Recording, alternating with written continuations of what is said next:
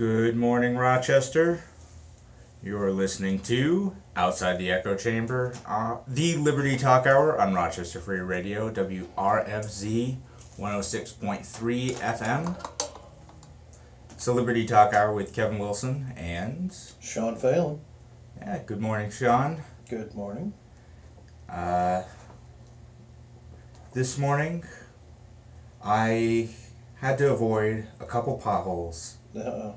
Coming in, going down Main Street, potholes, some dips where the sewers are. We need to fill them in. We need to fill them in. And I was thinking, gosh darn it, where's Domino's to rescue us? Where's Domino's when you need them? Where are they when you need them? So you saw that story this week too?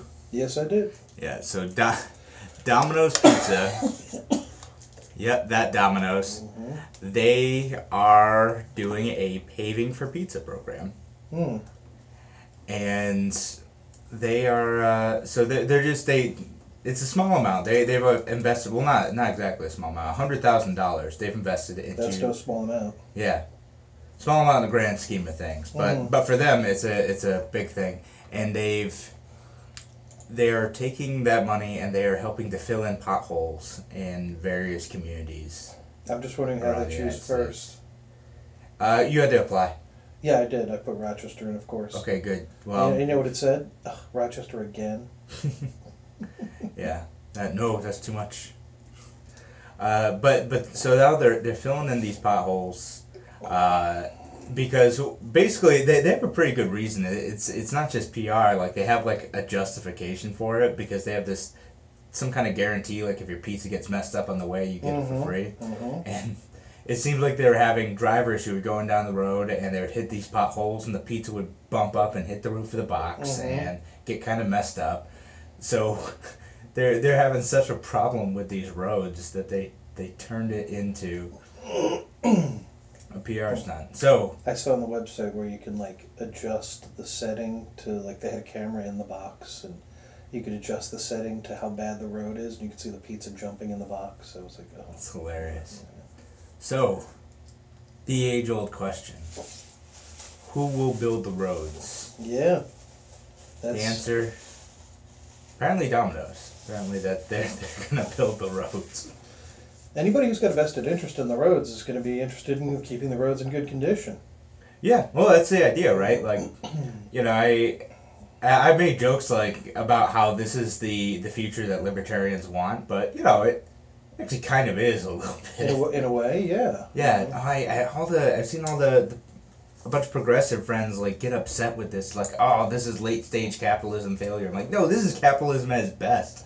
This is a company who saw a problem in the community, and because they get PR, like it's not a totally selfless move, but because they get PR, they're going out and fixing some of these problems. Because they realize they can help. They have the wealth and to help out, and they have the marketing capacity to be able to support it. Well, it's like any kind of like, you know, even if you go back 100 years, you know, you have a factory next to a bridge, and the bridge brings half the workers and helps, you know, bring half of the the supplies and ships half of the stuff the factory makes. And the bridge is in bad condition. It only behooves the industry, it only behooves the factory to make that bridge safer, or at least, you know, bring that bridge to some, you know, usable quality.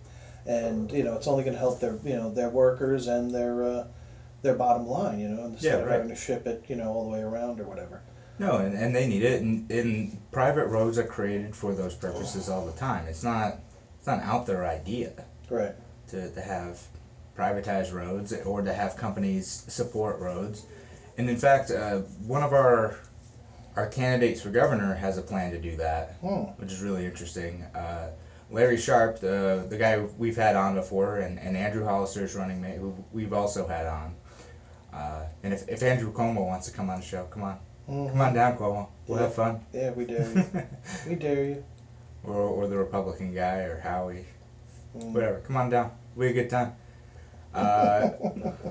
And so anyway, so Larry has this plan basically where he would allow companies to sponsor infrastructure. It would allow them to sponsor bridges or roadways or whatever in exchange for, you know, advertising, right? So instead of whatever.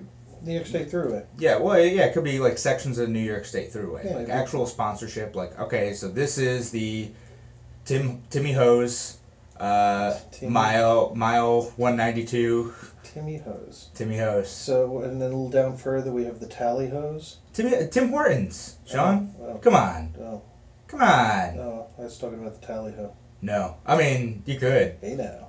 Yeah, that's another option, right? It's whatever. Yeah, This part of the highway brought to you by the Classy Cat. yeah, These are little strip clubs in Rochester. yeah. Might as well mention the Barrel too. We're not advertising for strip clubs in I don't know. I Rochester, just Sean. figured I'd include all three. You know, just. Well, yeah, you don't want to leave anyone out. Feel bad. Yeah, well, there is a couple I'm leaving out, but we won't even mention them. Yeah. They're not worth going. Those are the ones that are Sean approved. Oh, great. Yes, those. Actually, the Classy Cat has really good food. It's amazingly good Oh my food. God. That place could close down and lose their entertainment license and open up as a restaurant the next day. Is that good, huh? Yeah. I will have to take your word for it. The food is actually really good. It's really good food. But, you gotta keep those girls in shape. Okay, we're getting off topic. Man. Oh yeah. Oh my God. But so anyway, yeah. So the Larry Paul. Larry. Well, yeah. The Larry Sharpe highway plan basically. Yeah. Instead of like the governor renaming the Tappan Zee Bridge to Mario Cuomo Bridge, like maybe it's better that we allow companies to sponsor it, and we say, okay, that can be the Verizon or AT&T or Excelis Bridge or whatever it needs to be. Yeah, but what happens when a company like Brazers sets in or something? You know, did you see Pornhub plowing Pornhub, the roads? yeah, stuff like that. Yeah, I think it was out in Boston. Oh, they were doing traffic's really backed up on the Pornhub bridge. Yeah. Oh well, good thing Pornhub's out there plowing away. Oh God. Yeah, they're out plowing Boston. They just keep plowing and plowing and plowing. Yeah, you gotta look it up. It's so they were frustrated with the state of snow removal in their city. Or in a city, and so they put like they commissioned like a bunch of trucks to go out. They had the big Pornhub logo on the plows, and they plowed the roads. Yeah, well, who's gonna plow those roads that we made? That's that we right. Built? You know, lefties are always going on. Well, you libertarians love your socialist snow plows. See, we found a solution. Yep. Who's gonna plow the roads? Pornhub. Yeah. Whoever wants to advertise. Yeah. Well, and it's not necessarily a way to like totally like push the responsibility off into a private company. It can be a way to just like sponsor and offset the cost of doing this service. So we generally agree most roads that we probably want, they're useful, they're helpful, they help kind of drive economic activity. But they do? They do. A lot of them do. Thruway does. I mean, there's a lot. And you pay for the thruway too. You pay for the tolls to do that. But a lot of these roads don't necessarily have that same level of financial commitment, and you can see it in the infrastructure crumbling around New York State. Yeah. It is. It's a mess. Our infrastructure is extremely expensive to maintain, in part because of our weather conditions, and we're not doing it, and that's a problem at the local, state, and federal levels. And what Larry Sharpe's talking about is he's saying, okay, well, we don't necessarily need to raise taxes. We can do something else. What we can do is have these sponsorships for these specific areas to offset the cost in some areas. We know that like some random bridge out in the middle of like Hamlin, it's going to be harder to find a sponsor for. But if we can offset the cost in some of the busier areas, some of those funds can be transferred over to there. Absolutely reallocated. Yes. Yeah. So Larry's always talking about how we don't necessarily need to. If we're going to have a balanced budget, we're going to pay for the services that we want. We don't necessarily need to raise taxes. We can raise revenue. We can use the infrastructure we already have, do things like sponsorships, and repurpose our infrastructure to be able to make the most of it. Instead of just going straight to taxation, which seems to be the answer for both parties when it comes to everything. Yeah. Oh, or debt, or just piling on debt. Yeah, well, yeah. And that's been the Republican answer. Like, yeah, we lower taxes, but also we're just taking on billions more in debt. So it's our grandkids' problem. That's that's so sad. Yeah, that's what always seems to happen. But some of these ideas are picking up steam, and we've seen it. Larry Sharpe just released a poll this week. Mm-hmm. Yes, he did. So a company called Gravis Marketing did the poll. So this is an independent scientific poll. It came out. You may have heard about the Siena poll that came out, who excluded third-party candidates. So that's a fake poll. That's fake news. But this Gravis poll that came out, there's a couple things that are interesting about it. So the first question they had asked is just a straight out, if the election were held today, who would you vote for governor? So Cuomo got in the 40s. Second place was the Republican candidate. Third place, I think, might have been undecided. And then Larry Sharpe came in at 6%. So 6%, it sounds low, but guess what? We haven't got the same media coverage. We haven't got the same polling coverage. We don't have anywhere near the money that Andrew Cuomo does. Right. And a lot of people are going to reflexively vote for the Republican on the Republican side no matter what. So that's what that is. And then the rest of the poll kind of asked questions about whether or not they understood Larry Sharpe's positions. And then they asked the question again, okay, so knowing what you know about these positions, who would you vote for? Two categories shot up big time. Or two lines shot up big time. Larry Sharpe came in at second place with 24%. So after those same respondents, those same people, knew that Larry Sharpe was there and that what his positions were, 24% said they would vote for him now. Mm. That put him in second place in that poll. Undecided shot up too. So a lot of people presumably might have been for the Republican candidate or someone else and said, you know what, actually, this is the guy that best represents my values. But I mean, that's a 4 times increase just from hearing a huge jump. Yeah, hearing by the man's platform alone. Yeah, Listen, and only a couple items on it. Yeah. Like the questions they asked, and this is all public too. You can look at the poll. It's on Larry Sharpe's website on the blog section. You go there and you'll see the breakdown of all the questions. They ask about Second Amendment issues. They ask about marijuana, and they ask about like economic issues. Mm-hmm. And so that's a huge jump in support. According to this, Larry's in second place after people understand positions. Problem is, only 23% of the respondents had heard of Larry Sharpe before that call. So, not a ton. So we're going to talk about him a little more. Yeah, exactly. That's you should know about all the candidates because Larry Sharpe's out there, and Howie Hawkins is also the Green Party candidate. You should research him. I don't particularly care for Howie, but I think he makes his points well. I don't hate him. I met him a couple times. I was talking with another Long Islander recently, and they just think it's Democrat or Republican. They just don't, my friend said, no, he's, Shawn's a libertarian, and they were like, oh, the damn liberals. No. It's like, oh, no one understands. No. And that's why I came up with this little new hashtag, binary politics. Yeah. That's it. That's the way people think. It's either you're a 1 or a 0. Yep. That there's no in between that, 0.5 blows their mind. No, we're something else altogether. We ain't halfway in between. So something a little bit different, and it's showing. And when people always say third party candidates can't win, guess what? When we polled just Larry versus Andrew Cuomo, it was 51-49. So the Republican candidate is taking votes away from us, and he should drop out if we want to defeat Cuomo. Right. And that's better than any other candidate did against Cuomo alone. Well, we need to get Nixon. We need to get Cynthia Nixon in and the Republican candidate out. Yeah. I don't know. I don't know if I'm thrilled about Nixon. No, Nixon's going to steal votes from Cuomo. Well, if she stays in, right? I hope so. That's what I'm saying. If she stays in, then she could split some of the Democrat support. I'm thinking, I am almost positive that if she doesn't win the primary, and she's probably not going to win the primary, then she's going to drop out, and the Working Families Party will switch their ballot line over to Cuomo. Didn't they have theirs? They didn't have their primary yet? The Working Families Party had their party endorsement.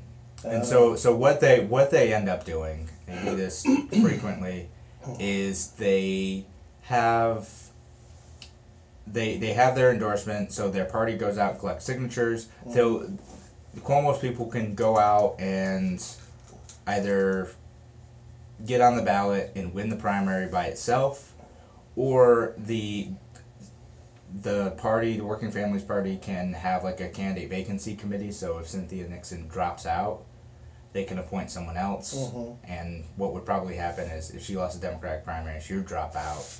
The committee would appoint Andrew Cuomo as their new candidate, Mm-hmm. because they sure as heck don't want to lose ballot access Right. Well, over this, and so they're gonna. she said that if she doesn't get the nomination, she's going to continue running as an independent. She said. Where did she say that? She said it way early in the race. I don't think so. I know it. I saw her say it. We can fact check that after this, but I doubt it. I doubt she's gonna do that. Mm-hmm. We'll see. It'd be interesting. It'd add another interesting element to the race, but I don't think so. But the point is that you guys should check out that poll, because it's really interesting. For a number of different reasons. Just how including the third party candidates in that poll impacts the race is Mm-hmm. fascinating. So it's definitely worth reading. And learn how to read polls. There's a margin of error in there too, so understand what it means. Plus, it's plus or minus 3.8. Standard deviation. Yeah, well, usually it's a bit smaller. But a lot of these polling companies aren't including third-party candidates, and they are a factor in the race. We can't just say that they're not, because obviously they're having an impact, and we can measure that they're having an impact. So when polling companies like Siena and Quinnipiac are excluding them, they're not merely it's not just frustrating for the candidates. It impacts the race, because it impacts the candidates' ability to get earned media. It impacts the candidates' ability to raise funds. It impacts their ability to get into debates. It impacts their ability to show social proof of building support. It shapes a narrative. So when Siena and Quinnipiac leave candidates like Larry Sharpe and Howie Hawkins out, it's damaging to democracy. It is. Yeah. But it's an educated voter is a dangerous voter. And they don't really want you they want you just educated enough to vote for their candidate. Don't keep the status quo, binary politics. And it's a shame. It's it's time. It's time for people to start voting with their hearts and minds, and start going, you know what, this Democrat or this Republican no longer represents my beliefs and my ethics and my morals, and this country is not going in the direction it should be going, and I'm going to take my vote and I'm going to invest it, not throw it away. I'm going to invest it into another party and see what they can do. Yeah. And that's the way to move the needle too, and that's what we're seeing people do, at least on the Larry Sharpe side, is like, okay, Larry Sharpe's the only guy who's still talking about self-defense rights. Mm-hmm. Well, maybe it's time to do that. Larry Sharpe's the only guy talking seriously about marijuana reform. Mm-hmm. Even Cynthia Nixon's kind of dropped out a little bit. She had everyone gaff, and then she's kind of yeah. And haven't heard much from her. Yeah, so they've been talking about that quite a bit. So if you want to move the needle, if you want to hold the other two parties accountable, then you gotta vote for a third party candidate every once in a while. I mean, if you're voting for, Democrat or Republican, and you're expecting change, it's not coming. It hasn't been coming. Maybe this time it will, Sean. Yeah. And gosh, if we don't vote for my person, the other person will win. Yeah, that's so not true. It's just so not true. No, it's not. But all right, I think it's time for a break. Yes, sir. So we'll have a quick musical break, and then we'll come back in just a few minutes.